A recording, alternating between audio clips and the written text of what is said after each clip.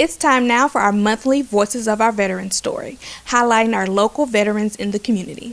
This month, we're highlighting Gail Hamilton. Gail served in the United States Army for 20 years, from December 1975 to July 1996. She is originally from Milwaukee, Wisconsin, and was recruited while working as a waitress by a U.S. colonel. I went to Fort Gordon. I tested really high in the mechanical, because I like to take things apart and put them back together and, find out how they work. So I tested really high in that. And so my first job, or my first MOS, was teletype repair. While in the Army, Gail spent 11 years in Germany, where she was able to connect to her German roots. Which was a blessing, because I loved to travel at the time, and I got to see a lot of Europe and, just explore and, meet the Germans, live with the Germans, because that's my heritage. I'm German.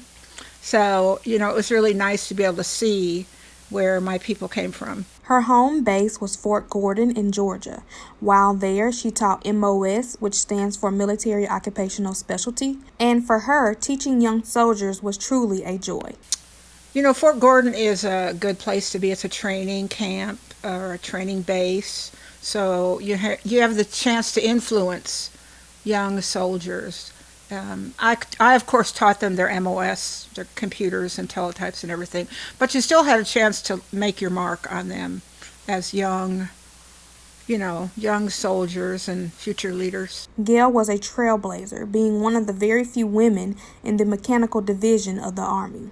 I'm always ready to set an example, to make a difference, to be a trailblazer in certain areas. Now Gail continues to serve her community by teaching Sunday school and volunteering at a local horse rescue. We all have something to give to our community. And I think it's important that we be involved in the community, because we're the ones that are going to make it either worse or better.